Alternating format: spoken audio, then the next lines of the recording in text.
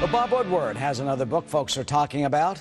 It's called Obama's Wars, the inside account of the Obama White House and its Afghan strategy. What's been the media's reaction? Liz Trotta is an author, journalist, and Fox News contributor who joins us every Sunday at this time with her commentary. Good morning, Liz. Good morning, Eric, and congratulations on your great interview with Ahmadinejad. Oh, well, thank you so very much.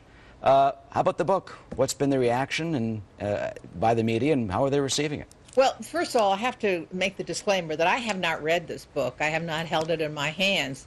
A few privileged people have, but I'm not one of them. So what I'm going to be commenting on basically is based on the excerpts that have been in the media, both left-wing and right-wing, and down the middle, the few that are down the middle. And what it shows is the national security team and Obama at odds over this great question of the war.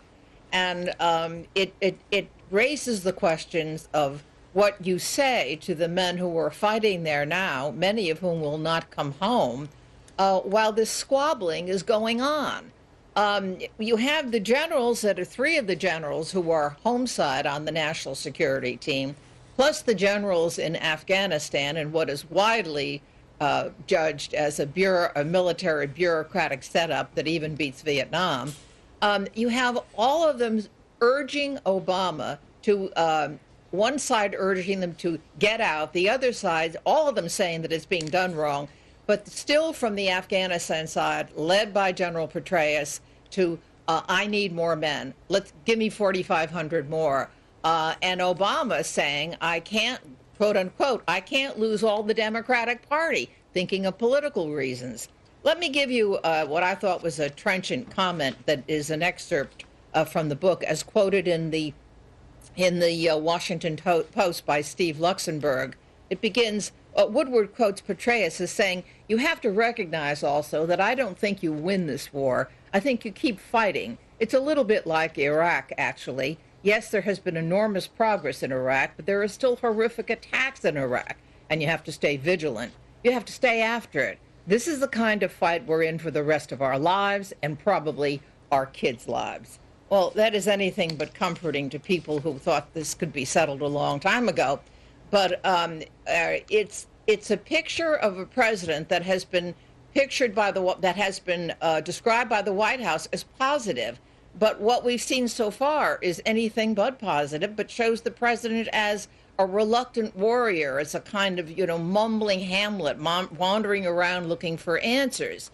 And then you have the hard, cold characters like Rahm Emanuel not wanting, according to Woodward, not wanting any troop increases when the new administration took over, because he's worried about domestic politics. So it's a sad scene.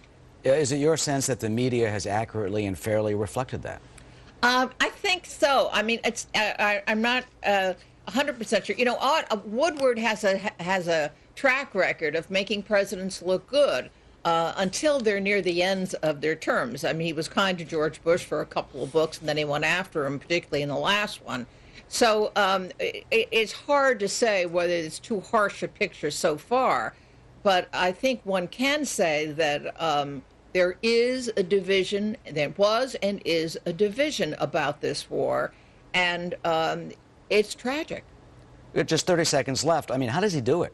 How does he get the highest officials in this country to spill it all out while they're still working in an administration and they publish it all in a book? Oh, a good point. I've not seen the book, but I'm told, of course, as in his other books, he uses unnamed sources. Now, there are some in other books, unnamed sources, and the quotes attached to them I have not believed. So I can't really make a judgment about, but there is a possibility the unnamed sources got it wrong. All right, Liz, interesting, and I guess we're all waiting for the actual book to come out and for us to get our hands on it. Thanks so much, as always. Thank you, Good Eric. to see you.